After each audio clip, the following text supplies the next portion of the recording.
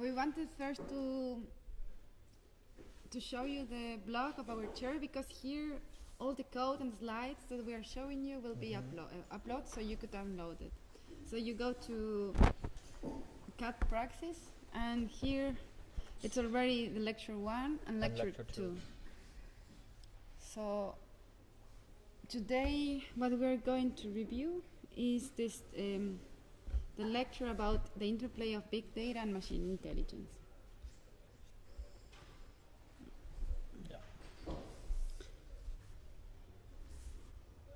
So I will just do a resume of what we're going to see. So we're going to check the concepts of information, big data, human intelligence, machine intelligence, and then we're going to go more in depth into machine intelligence, where we are going to review literature about what is convolutional neural nets, and then the logic-based methods.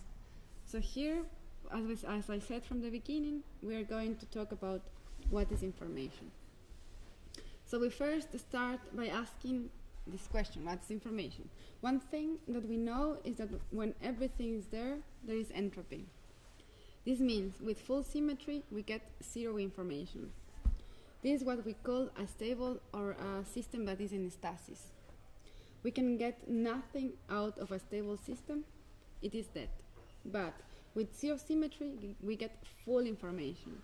And with information, there is no fixed meaning, there is plenty of them. So what we mean with this is that when we have full symmetry, which means we have a lot of data, so this big data, we have zero information because everything is there. We cannot touch it, we cannot know what is there, but we know it's there. And when we mean with zero symmetry, we get full information is when we decide where to look and what to decide to cut, or what do we want to have meaning with. So we go again with the etymology of the word information. So information is derived from the Latin word informare, which means to give form to. Information is embedded in any physical object that exists as a manifestation of physical order. However, it does not have a specific internal structure as particles or form. So anything is information, absolutely anything. So we go back, the first lecture we talked a little bit about Shannon. So in his book of the Mathematical Theory of Communication in 1948, Shannon proposed a method for the quantification of information, which he defines as the choices between two equal probable alternatives, 0 or 1. These binary digits of information are called bits, and they are the fundamental units. So he says, information does not itself carry meaning, but transmit messages. By decoupling information from meaning, Shannon's gesture becomes very liberating. This means that information will offer unlimited freedom of manipulation, and with information we will be able to symbolize everything. So we have this quote from Michel Serres. He's a philosopher who talks about communication and information. So he says, we do not know any living being of which we cannot say that it produces information, receives information, stores information, and treats information. And he finished his quote, these four functions seems then to be universal. So if anything is active, anything engaged with the world. So if everything produces, receives, stores, and treats information, then we end up with a large amount of information. Here we say we are being flawed. And the more we get, the less and less it makes sense. Information has not meaning per se. It's just a matrix of ones and zeros, a symbolic representation of something. Therefore, we need to have a personal stance in order to articulate meaning out of meaningless data. So we start by identifying what is the basic element of information and communication, which is the bit. And we want to stress this difference between the technical representation of the bit in our computers and the binary number systems or the logic of ground, which is the law of thoughts from being true or false. So the technical representation is the rendering of this bit. And this law of thoughts is a logical source of thinking, which means you could decide whether, so if you could decide whether to go to left if you want, and then if you go to the left, you decide to go to right again. So these decisions of true or false are different than the rendering of the bit itself.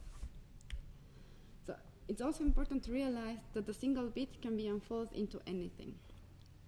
So this we will see it more clearly in the code, where we can fold images into text, text into sound, sound into images again. So here it's important just not to think that the bit is one element, but it can be anything, and also it can be nothing. So this we will see more clear in code. So if we look back in history of computation, we have gone in a wild movement of decentralization from monofunctional machines to a world of applications.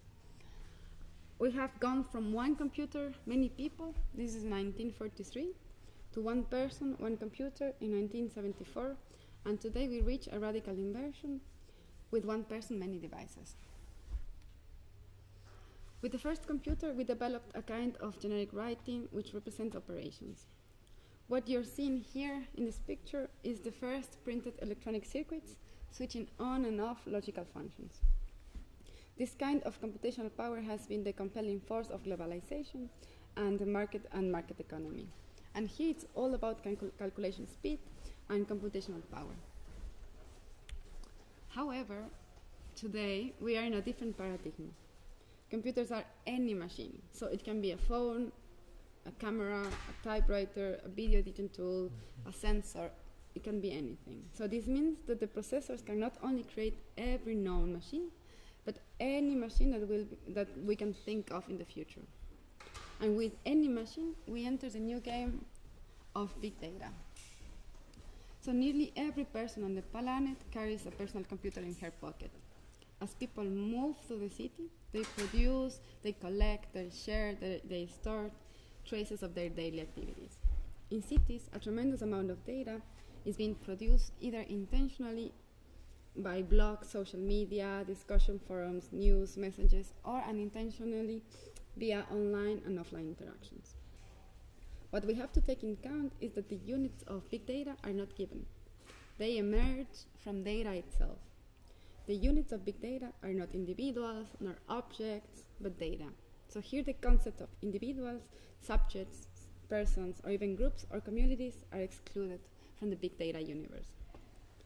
Originally, there were three concepts to define big data. So it's volume, variety, velocity, and value. And we would like to introduce a new one, which is a value. So if we go into volume, just to give you an example, today every person living on Earth has 320 times as much information as it's estimated to have been stored in the Library of Alexandria, the largest and most significant library in the ancient world. This was the 3rd century before Christ. And it's estimated that the digital universe today is made up more than 1,200 billion bytes, and 90% of which will have appeared to be produced in the last 2 years. So this is volume. There's a lot of data. Variety. So big data can have three types of varieties. So the first variety is the format. So text, images, sounds, geolocation data, mobility data, etc. The second variety of data is that it comes from multiple sources. And the third one is the structure. So it can be unstructured, semi-structured, and it can have a structure. So this is, of course, velocity. It's easy to understand. So the data is accumulated in real time and all the time. And this is the fourth concept that we introduced, is the value. So data has become a key input for driving growth, enabling business to differentiate themselves and maintain a competitive edge. We can say that the values lays on the beholder or the stakeholder, and in rarely times it can be measured with the volume, with the dimension of the volume of the data.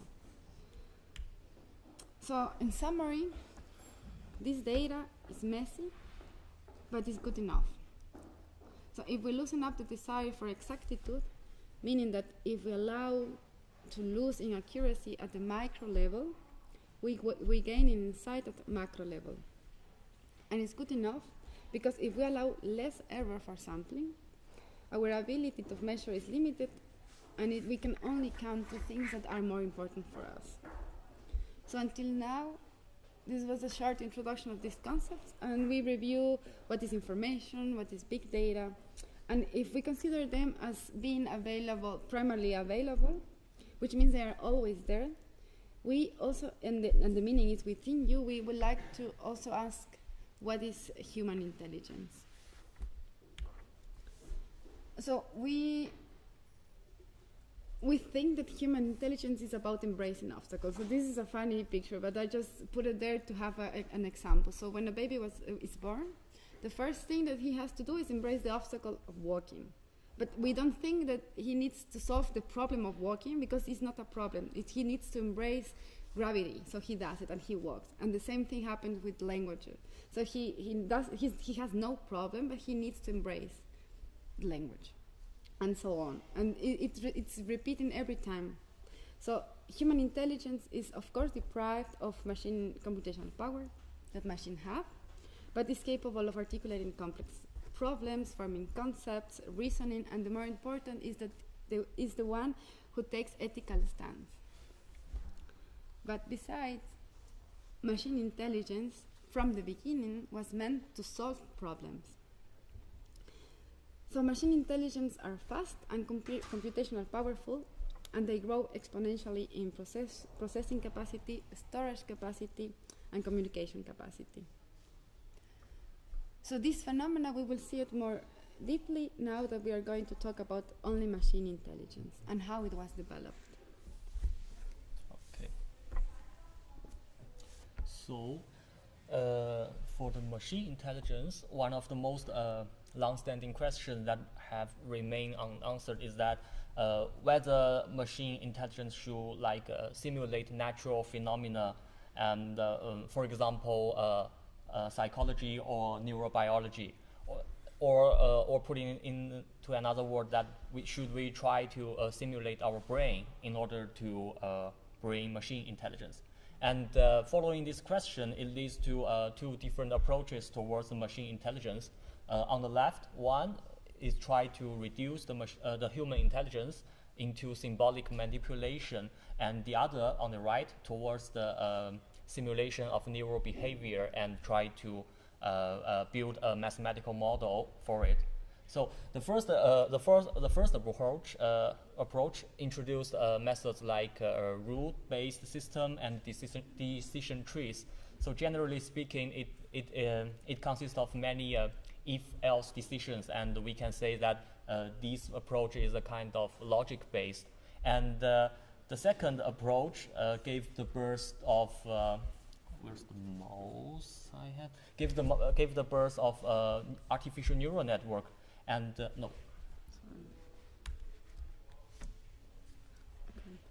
So and actually at the beginning, neural network doesn't work at all because on the one hand, a simple layer neural network cannot handle the exclusive OR operations, which is a Boolean operation that you give 1 if the two inputs are different, and you give 0 if they are the same. And on the other hand, at that time they lack a proper method to actually adjust the neural network for the problem, because within the neural network you have thousands or millions of parameters. And so because the logic-based approach achieved a great success in around 1960s, and I will introduce some examples of that. So this neural network approach was basically abandoned around that time, and there was a time that people even believed that logic-based approach would be the golden path to the machine intelligence. But after around 1980s, that on the one hand, logic-based approach faces their bottleneck. So there are some problems that this approach cannot solve, cannot overcome. And on the other hand, the proper algorithms for parameters adjustment for the neural network has been introduced. So this branch have been picked up again.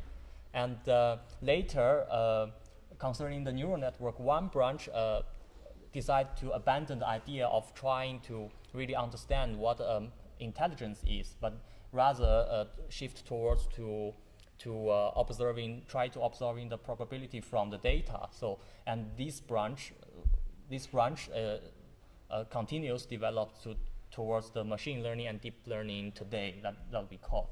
And the other branch, which still focused on trying to understanding what exactly neurons works, are called neuroscience. That try to achieve explainable intelligence. So I will start with the first approach, the logic-based. So the hypothesis of this method is that all the intelligence can be reduced to the combinations of condition, action, decisions. So for example, on the right, you can see there's a symbolic representation. It's a tree, of course, a representation of human decision making when we are hungry. So I start to ask questions. So am I hungry? If I'm not, I'm going to sleep. So if I am, so then I will check if I have, like, for example, 50 francs, and if I do, I will go to restaurant probably. And if I not, I will choose a cheaper one, maybe hamburger. So this is a very basic idea of this symbolic manipulation that you encapsulate your decision making into these if-else conditions, and the hypothesis is all the intelligence can be reduced to these if-else decisions. So one of the most prominent example of this logic-based approach is the Deep Blue. It was a computer program for chess playing and developed at around 1985. So in 1996, Deep Blue had its first match against human chess champion called Garry Kasparov, and at that time, Deep Blue was defeated. Then in 1997, the match was held again, and this time Deep Blue won.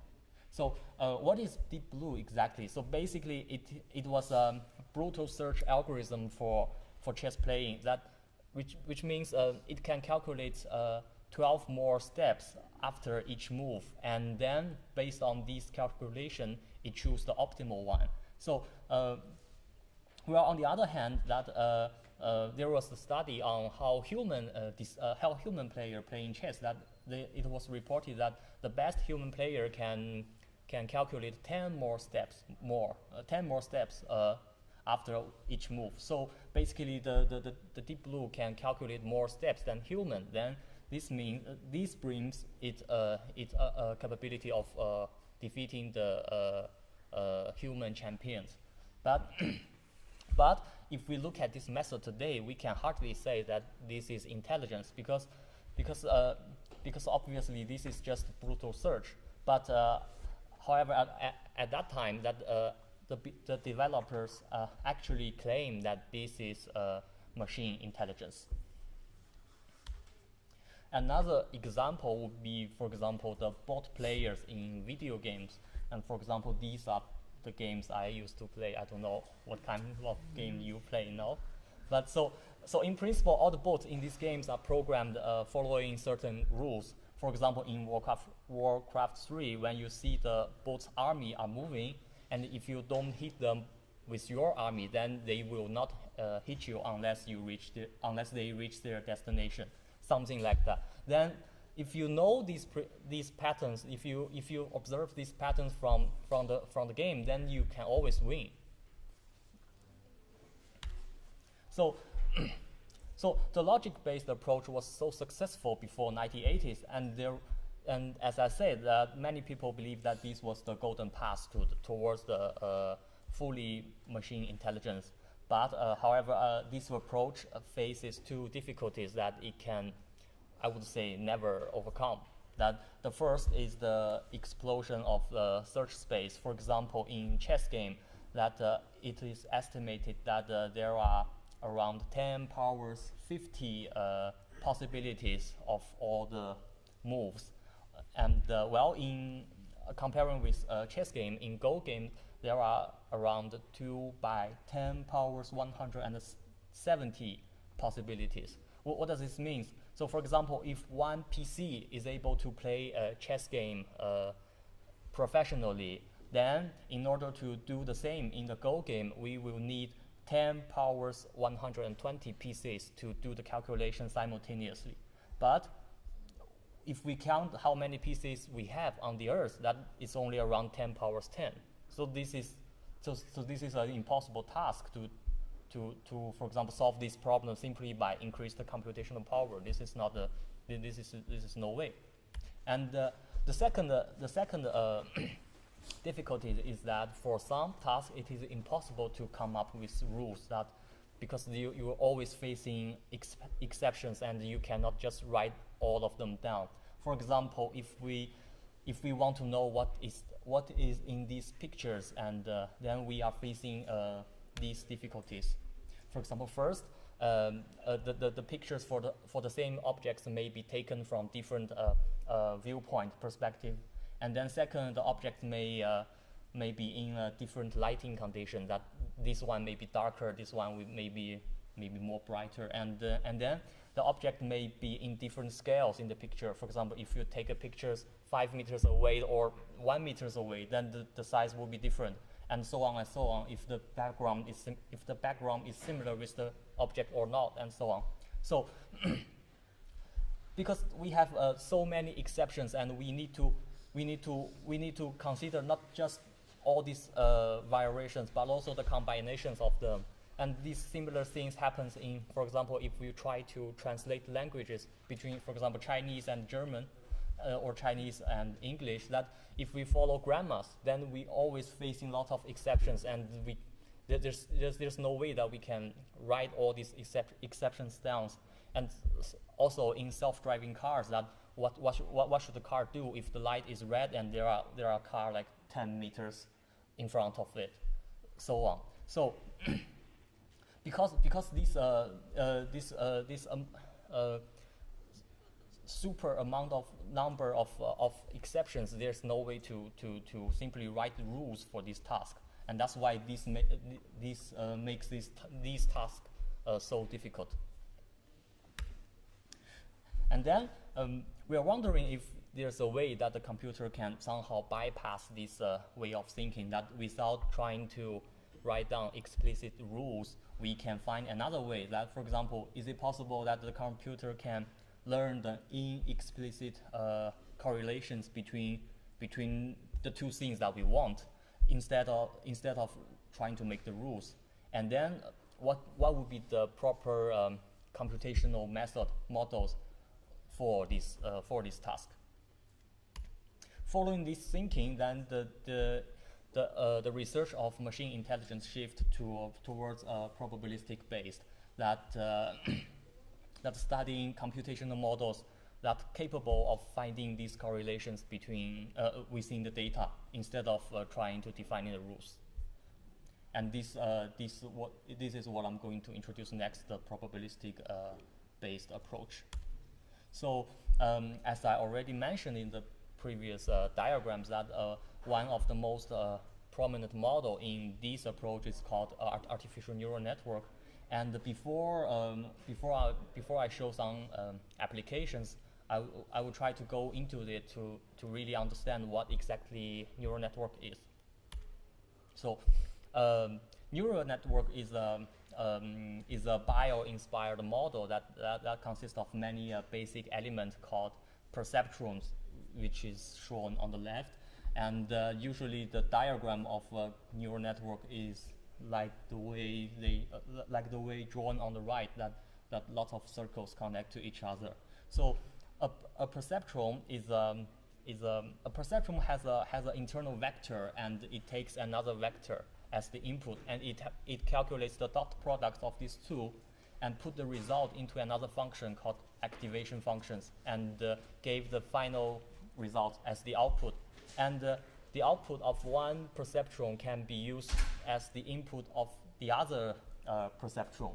And if we build these connections together, then we get a layer of perceptrons, which is called a neural network.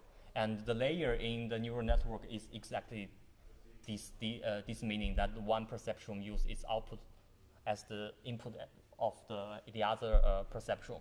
So basically, it is a set of connected perceptrons, and for an entire neural network, it always takes one vector as input and gives you another vector as output. So, so what is learning then? So obviously, as I mentioned, the perceptrons has weight values, and in a neural network, it consists of many perceptrons. So which means a neural network have many weight values to be determined. And these values are actually arbitrary. They are started by random. They can be anything. So the goal of the neural network is to of a neural network is to have the proper weights, so that from the input value you get expected output, and the learning itself is the process that to determine these weight values from data, for example. So then. The bottleneck of the neural network at the beginning is because people didn't have proper method for this learning task, or we can say that we didn't know how to let the neural network learn from the data. And until 1975, this issue was finally addressed by an algorithm called backpropagation. I won't go deep into this algorithm, but just let you know that this problem was once the bottleneck, one of the bottleneck of the neural network development. And so why it works? Yeah, because it has been proved that a neural network setup is a universal function approximator, which means it can approximate any functions with any precision. For example, if we wish to find the correlation between x and y values that are represented by the dots on the left, a proper trained neural network will be the blue line on the right. That on the one hand it connects all the dots, it tries to connect all the dots, and on the other hand it is smooth. And what does this mean? So because if we say that there are correlation between the x and the y of the dots, then with this blue line we can always find when we are facing new x and unknown x, we can always find the corresponding y. Then this is how then this makes the model more general, more powerful than the data itself. And this is what we call the models learn something from the data. So what is deep learning then? So deep learning is the model that with many layers called deep. Yeah, because with more layers, the machine is able to approximate more functions, which means it could be more powerful. It can find more correlation from the data. For example, if the input would be an image, maybe some layers is able to detect edges from this image. Then maybe some other layers is able to detect what is a nose, what is the eye, according to these edges. And then some other layers can tell us this is a face, because here we have a face, here we have a nose, here we have eyes. It's like that. Then this many layers setup is called a deep. So this is what deep learning comes from. And after talking so much about neural network, and I would like to propose an example that what is AlphaGo then if we back to the Go again. So basically, AlphaGo learns the correlation between the state, the current layout of the Go board, and the actions that for example, what is the next move, and this observation is provided by human players. That, for example, millions of rounds of playing by human players, and by observing these data, the neural network is able to tell, for example, when I have this state, which move I should take. And what does this mean with neural network? What does this have to do with the neural network? So, for example, imagine we have observations and the actions, or we say moves. simultaneously that the move is done by the human player. And in this case, we will say that the action human player takes give the state a label, that the action labels the states. And this is considered as training data. Yeah. And if we put the the state into the neural network, it always gave us an output. For example, the coordinates of the next move, no matter this move is correct or wrong, or good or bad. Then, because we already know what is a good choice, because from the human player, then we can compare these two results, that the one predicted by the neural network and the other provided by the human player. Then we know how much error we have, and with this error we are able to adjust the neural network, so that the next time when it observes the same state, it will give us a result more similar to the one human player gave us. So this means if we have enough observation data, then the neural network will know what to decide, what to do when they are seeing a new state. Yeah. So for example, that's why we are talking about big data and machine intelligence, because they both need to be coupled. So the model gets better with more data. So it will never produce the same result with less data. So the more it has, the better it is. Yeah. That's why we need always to work with a lot of data and with machine. So machine learning helps data to be predicted, and then data helps the model to be better. Yeah. And so these process can be like is used in many different applications. For example, in self-driving car, the car always equipped with a lot of sensors, and by the sensor reading, the car is able to see its environment as the way the AlphaGo sees the Go board. And so how does the self-driving car works? So first you equip your car with this sensor, then you equip lots of cars with these sensors, then you record the how human driver drives in parallel with recording this sensors reading. Then the correlation between the sensor reading and the actions of human driver can be found using the same method like AlphaGo. Then so it becomes so the label is how the human drives, and then what the sensor captures is the input of the model. Yes. So this is the data and the label data. So this is then in this case we say that the human driver labels the sensor reading. And come on, is it playing or not? No. Where's the mouse? Wait there. No, but it should be it should be from beginning. Yeah. So for example, this task is called object localization. So why it works? Because it also has millions of training data to learn from. Then these data are actually created by our crowdsourcing, which means by many participants, and also it's open source. So with each image, there are also a label that tells you what kind of object in this picture, and where are they, what's the size of them, and with this the neural network is able to learn the correlation between the image and the position of the object.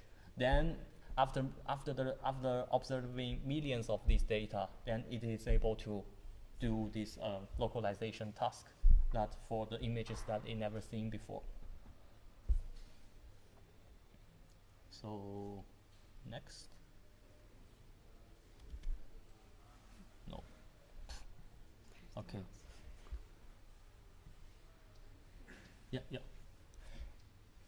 And again, this example is called image segmentation, where the models also learn from the labeled data in this way. Yeah, just because the only difference is the way how you label the image. That's the only difference. The rest are the same. And in the following lecture, we will go depth into these two tasks, the object localization task and the image segmentation task. And one more thing we would like to mention is that as architects, we actually don't care how these correlations are found. So instead, we care more on what correlations to find. So, and these correlations always follows your interest, your question. Yeah. Okay. Yeah, so this is almost the end. So we have a conclusion. So as we said from the beginning, we need the conjunction between human intelligence and machine intelligence. So with the current abundance of information, the crucial question is neither the absolute resolution of problems by establishing a new data science where all responsibilities are assigned to machine intelligence, nor that coming of a new empiricism based on human intelligence. Each of these forms of intelligence has specific assets and capabilities not to be placed in competition but in conjugation. The joint work of human intelligence and machine intelligence is essential. No human intelligence is able to scan and qualify enormous amount of data completely nor coherently. Yet its involvement is essential in the subjective process of articulating meaning. So as we said, the first class, we will bring 3 questions to you. So now we will open up a discussion. Yep. So here are the 3 questions that we think we gave a little bit of introduction. So what are the units of big data? What is the difference between machine intelligence and human intelligence? And what is the relation between big data and machine learning? So we will and kindly ask you to just comment on what you think, or if you think what we told you is not, you don't trust it, or why you don't trust it, or if you trust it, why. So please.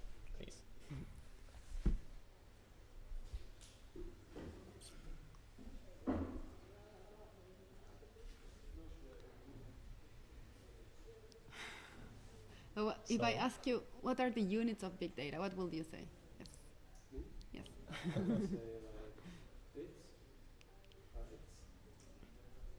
Yeah. We could also say that the units of big data are never defined. So it depends on which data you are going to look at. Yeah. So it depends on actually. So there is no unit at itself. So it becomes unit when you look at the data. It's everything. It's anything and nothing at the same time. Could you explain again the relation between this and the bits you mentioned? Yes. So we give at the beginning we talk about information. So in the 20th century, the people thought that information need to have a matter and energy. But then with the cybernetics, they changed the concept, saying that information doesn't need to have matter or energy. It's just information. Mm-hmm. And then they thought that information needs to carry a meaning. But information has no meaning. Because if you represent information as the bits, which means it's 0 or 1, then it has no message. So it can carry a message, but it's not a meaning itself. So of course, data, the big data, it's full of information. Yeah. So it's full of these bits, what you said. But indeed, the units of big data can be called bits, but it can be also learned from data itself. Yeah.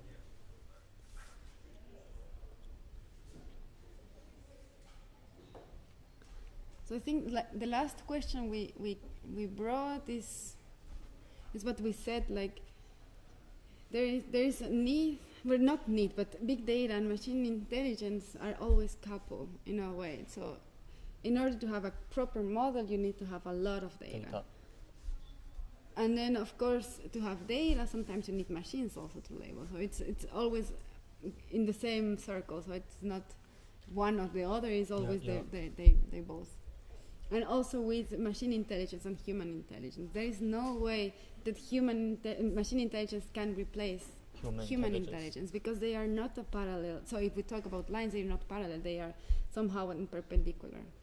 So one cannot replace the other. They are not competing. They are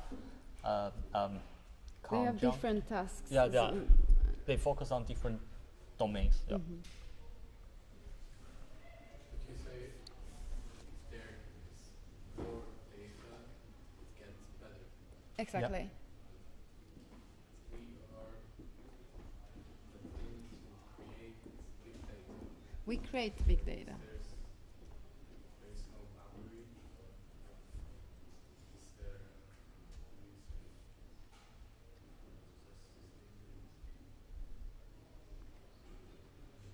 is it I mean, can it is it limited? Like now But for example, when we talk about these concepts around big data, when we say velocity, so we said it's created real time and all the time. So now we could think about big data as now, but then it changed the way you see the future, because I don't think it will stop to being produced. I think it will increase exponentially, but we need also to increase our capabilities of being aware of what is happening. but we need to create it, of course, so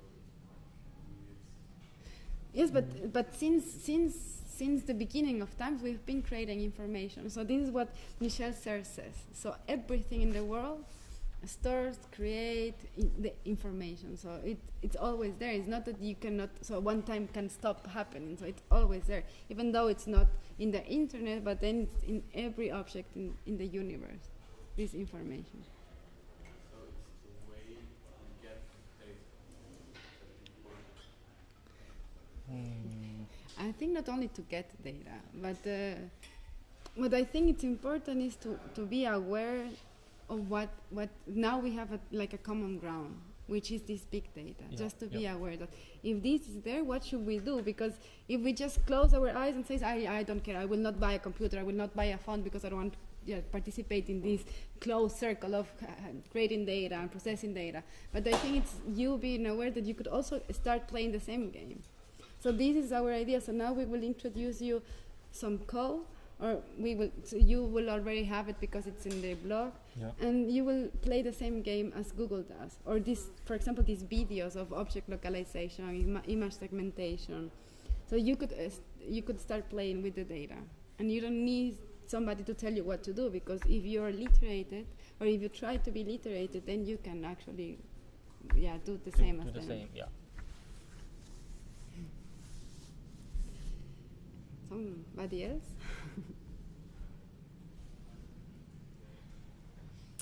So yes. Yeah. The second question is not answered for me. What the difference is between machine and human intelligence? So I don't. You said it's perpendicular. Yeah. But It cannot be the same. But have we yet reached a point where a computer has the power of a human brain? That's like a general question. No. For example, for us, the fundamental difference between human intelligence and machine intelligence is that human intelligence is always asking what is the problem.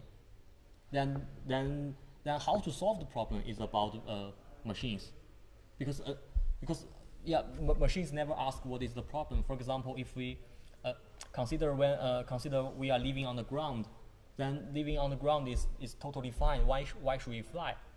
Then because the curiosity of human, because human wants to challenge the obstacles that we cannot fly at all.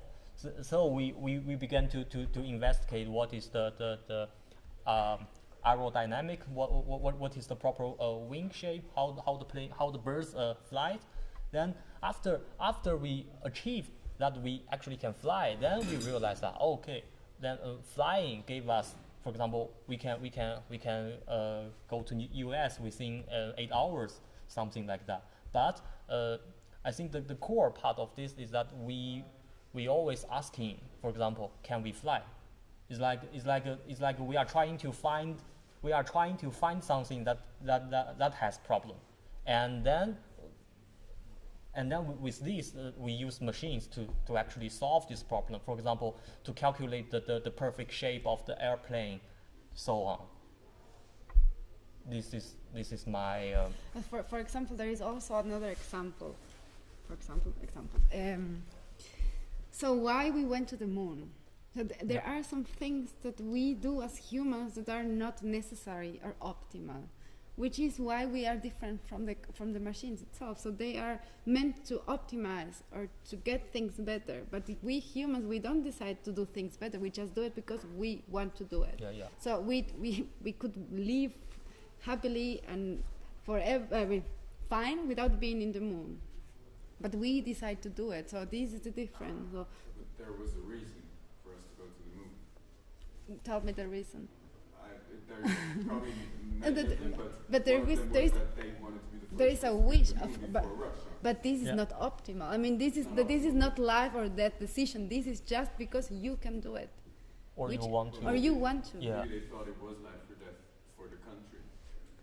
Yeah, but these are like things which are not involved in being I don't know, sustainable or efficient. These are things that are more in depth in our beliefs or political parties, which are not in machines itself.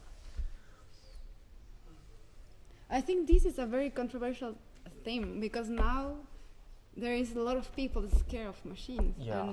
and this we try to make it as clear as possible that there is no way that machines can take over humans, because as we put it like this graphically, they are not even in the same path, which means they need to be together, because this is how we get. I mean, this is how we continue living, but never one can take over the second one. Why can't they learn this behavior of humans? But humans are so unpredictable. Of course, they could try, but then we will evolve.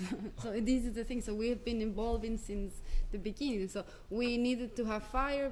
So with the fire, it's the same phenomena. So with the fire came, and then we start developing faster. So then the car. Then we develop. So there are things like from the industrialization. When it happens, people were so scared of losing their jobs, because machines were doing what humans did at that time. Yeah. But of course we evolve, and then we have the same phenomenon now, which are these machine learning algorithms. I think it happens, we get scared, but then we evolve. Could I say that one of the main differences between machine and human intelligence is our ability to be curious and to wonder? Yeah. It can could be, Yeah. yeah. Just like, I think it's a very human thing to sit down and look at the stars and just like, wow, that kind of ability. Mm-hmm. Yeah. So I was wondering, I think that's quite a human ability. And what if you compare other animal intelligences? Mm-hmm. Like, are there more similarities between machine intelligence and a less intelligent animal compared to humans? Wow. What would you say? Yeah, I think of course there is a difference between human and animal intelligence. This is clear, and between machine and human and animal, this I haven't thought, but I would say they are They may have- different because, yeah. Well, I don't know for no, but I think, for example, an animal, so it has some necessities, right? As machines, for example, machines Yeah. needs to be taken care of. They need, I don't know, the parts they need to fit. And animals needs to eat. They need to sleep. But for example, machines, what they don't have is this awareness of something that's happening around. So, for example, animals, they are always aware about their kids. So they Yeah. want to take care of them. So they always give birth to something which is out of them. So I think machines are in this part of difference, but still I will have to think a little bit more about this, but I can I can come back. We can come back next Yeah. next lecture.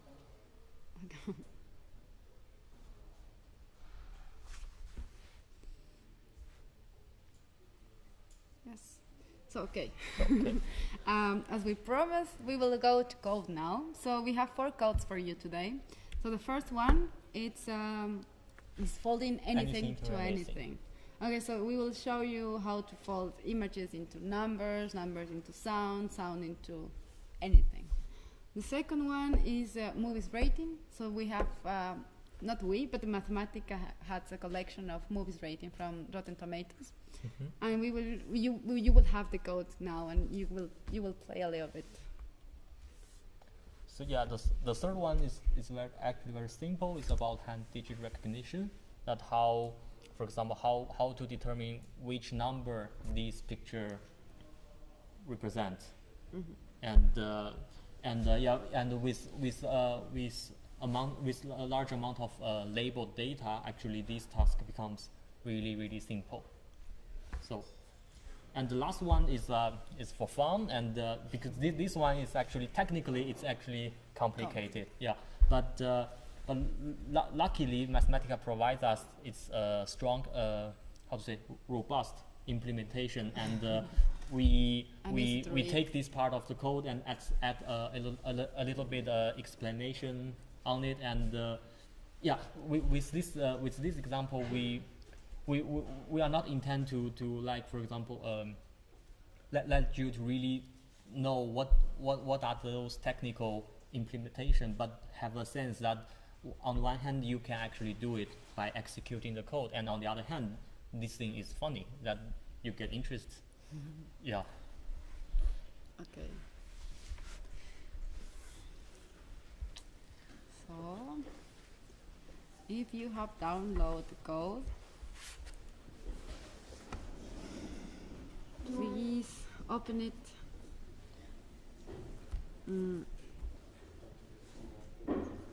So open the folder code. And then the first one that we're going to try, it's folding anything to anything. Yep. Yeah, that's the name of the code. Yeah. So at the beginning we again start with this concept of the bit, no? And so for me at the beginning the difference between bit and byte was a little bit confusing. So I don't know if you know about the difference, or can you say it? The difference between bit and byte.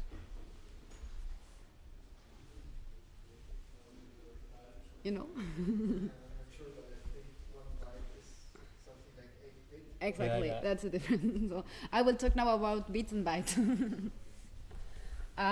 Okay, so the ability of information to become bits allows us to transform anything to anything. So we can transform text to images. So we will see now this powerful tool. So we have now an image. So Make it bigger. yes, I'm sorry. So I don't know, are you confident using No, Mathematica, or should I give a little bit of introduction on how to run 300%. how to run maybe. things? Ooh, Not too much. too much. 200.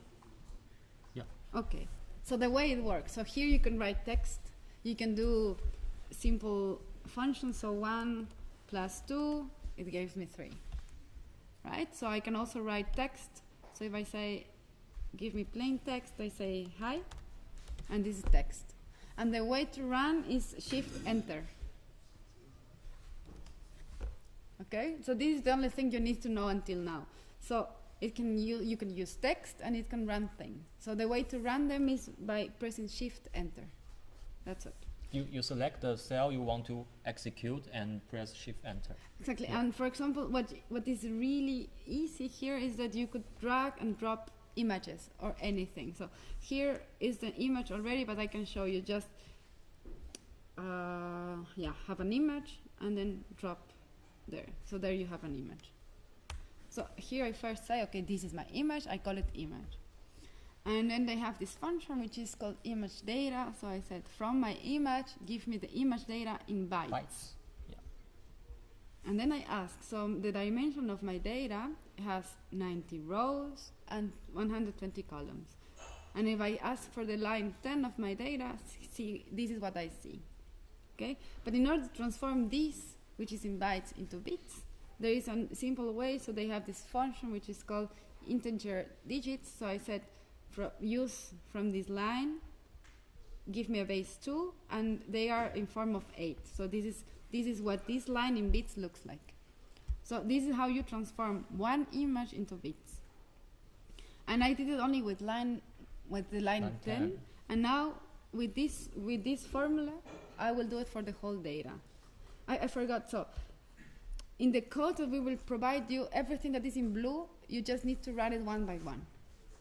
And then the code that is in white is just to check whether the thing is working. So here I checked the dimensions, and here I gave an example. But everything that is in blue needs to be run. And run means shift-enter. So I transform all my data into bits, and they look like this. So 1, 1, 0, 1, 1.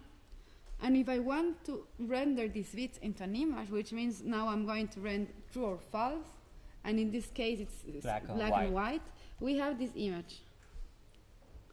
It kind of looked like the original one, but this is not what I meant by transforming images into bits and then transforming again into image. So here I said if I want to transform the bits, which are here, that you see here, the ND bits, and the bits, I have to first pair them into 8, partition them into 8 to create the bytes. So here I see. So from this 1, 1, 0, 1, 1, 0, 0, I partition them into 8, and here are the bytes, right? And then from these bytes, I want them to transform into pixels. And then mathematica also has the function of transforming things into pixels. So this is the way you do it. And again, now I'm not, so I will do it just for you to see. So what I have here in pixels SD are these numbers. And these numbers, if I ask, give me the image of these numbers, in byte, they are bytes, in the color space gray. If I run it, then I have the image. And which is super cool is that because they are numbers, I could ask, okay, reverse the order of the numbers, and if I run it, I get the image the other way around. So this is just for you to see how it can be from image into bytes, and bytes into pixels, and pixels again into image. Yeah. This is another example, which is from images to sound. So randomly we select 3 images. And then we're going to transform these images into sound. Okay, so we know that images have these 3 channels, RGB. So this function here, what it does, it selects the sound 1 from image 1, the sound 2 from image 2, and the sound 3 from image 3. And now it plots, so it renders how they will look in a graphic. So how this sound now will look in a graphic. So here you have, this is the sound of image 1, this is the sound of image 2, and this is the sound of image 3, just for you to remember how they look like.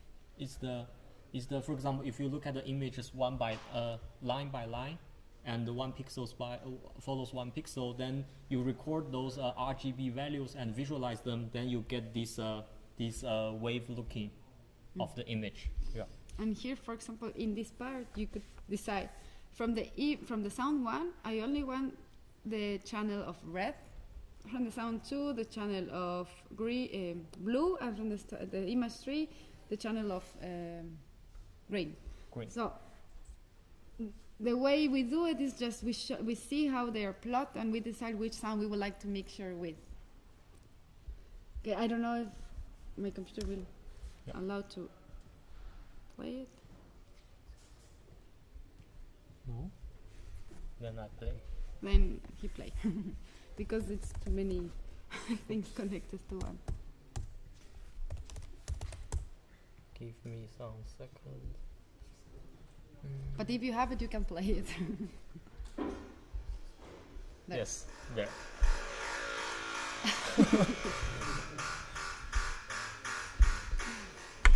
And this, so I think it's a funny experiment. So you just, for example, choose whatever picture you like. You see which forms it has, and then you decide which color you would like to combine with. So this last line, it combines the colors you decide. So if you say 1, it's always red. if you say Two 2 is always blue. sorry, come to here. Actually, green. I'm deciding to take only the red value of the image 1. Here I decide to take the blue value of the image 2, which is only 1 because this was a black and white. And then you create sounds like this. Okay, so this was the first code. We go to the second one. So if you open in the folder the movies rating.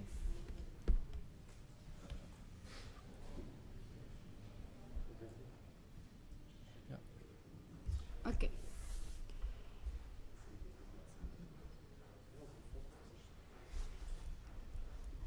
So here, Mathematica has this library which is called example data, and here you could ask database. So they have this very cool database which is from the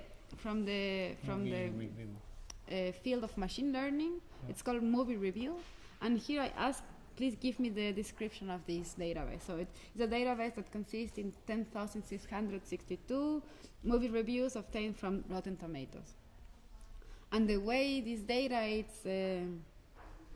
the form of this data, it has a sentence, as you see here, and then it has the label. So usually the label is represented by this arrow, which point to something. So is the sentence saying something about the movie, and it says, okay, it's a negative or a positive. And again, so we explain you today what is a training data, and this is a new word, or well, this is called test data. So usually from your database you have training data, and you need to save a little bit of your data to be considered as test data. Yeah. So this is how you know if your model performs good or bad.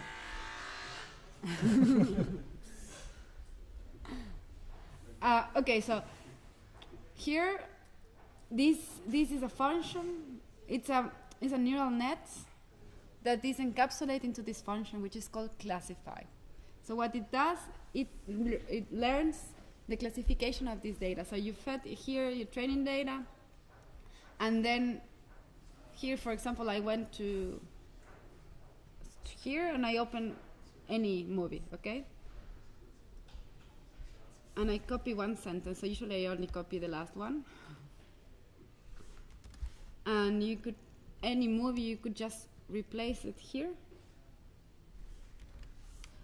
and run it, and then see if it is positive or negative, which this was again positive, but this is the way it works. So you train your model, and then you feed a new text or a new image, and then it predicts the result. So this is how it works. Okay, so next code. Okay. Which one here? No. I think they are open, right? This is a style transfer, and then this is hand digit recognition. That hand digit recognition, maybe. Okay. Yeah. Yeah. This one. Okay. So now open the one that is hand digit recognition. Yeah, and probably you need to click this button says enable dynamics. So so this one is like very similar with the previous one, except that the data are shifted from text to images. So for example, there's a database called Minist that is it's a handwriting digits data set. It contains like around 60,000 of 28 by 28 grayscale images, and each one represent one handwriting number, and also it is labeled with the correct answer of this image. So with this line, with this one line of code, we can get this data set from the Mathematica server, and it will give you something like this. For example, these images corresponds to 0. These correspond to 0 as well. This is this image represent 9, and these are all different 9s. And then with this data. I think something's wrong. Maybe I need to. It's not working. Net change. Yeah. It's the same, so you have to Yeah. run every blue line. Blue cells or one cell after another. So, and then here this code actually create a model that create a neural network model and of this task that. But right now you don't have to focus too much on, for example, what exactly these things means, but just knowing that here you can have a model from it. And actually these things are very easy, but we will like to for example introduce more in the following lectures, like what is the different layer, like what is the linear layer, what is convolutional layer, what is the logistic signal, something like that. But right now you don't have to care about it. And then after that it's quite simple, that you have the model, you have the data, then you train your model using with this data. And for example, here you are training, and it shows the progress of this process. And what you see, so remember this idea of the errors. That when you fit an image, then it goes to the weights value, and then so at the time it compares to the label and see how can it improve in order to be more similar to the label data. So this, what you're seeing here in the error rate, it's already finished. done. So there you will see how accurate or how close it was to the label. Yeah. And then after the training is complete, then this model is able to predict digits from any images. And for example, if we use the same data set to do the prediction, and if we render the correct answer in blue and the wrong answer in red, then we will get this. So for example, here is 500 results that are randomly 500 data that are randomly chosen. And the result are here. So you can see basically most of the digits are correctly predicted, but there are also some are not correct. For example, so yeah. This model was the first one which was successful to do a task like this. Yeah. So it was for a bank. The bank wanted to, but you know, the check bank. So they wanted bank check. Yes, yeah. Bank check. They wanted to see whether the numbers that were written there correspond to the actual one. So because they received a lot of them and they couldn't do it manually, they need to hire a lot of people to check manually the checks. So that's how they did it. So with the machine, they were able to automatically separate them and classify them. Yeah. And actually, this is a very simple model. So the performance, if you look at this model from the computer science point of view, this is a very this model performs not very good. But actually, this is not our interest. Our interest is that through this kind of process, then the machine is able to find the correlation between the picture and its label, and it can perform this task. And also, so we will show you in the course more examples of this machine learning algorithm, so you could see if you could use it in your daily practice, or yeah. if you feel interest, and you can always come to us and yeah. ask us questions yeah. about them. And the last example, not this, which two? Yeah, this one. This is a very, very nice code. And the last example is called style transferring. So it's basically it takes two images, one image is for the contents and the other for the style, and the machine learning algorithm is able to mix these two images in a way that the result images have the contents of the first one and have the style of the second one at the same time. And actually, this is a very complicated example, and it will take lots of time to actually understand what exactly those code mean. So for this example, just don't bother about this thing. Just run it, and have fun. Yeah. Actually, for example, you can replace any image. You can replace any images to here and also here. But the only thing that I recommend is that because we are using laptops and the training in laptops is actually not very fast, so please use images with small resolution, So you small could use size. not only 1-to-1, but you could use one, and then the content can be different. Yeah, So many pictures of the content and one style. yeah, yeah, And then you can transform all of them into one style. yeah, Or, yeah. yeah. And actually, running this code takes some minutes, so I just don't run it here. And yeah, and this code requires a pre-trained model called VGGNet. With this code, with this line, you can download the model from the Mathematica server, but it should work. But just in case that, because the file is large and you fail to get it, you can always contact us, and because and we will give you the file.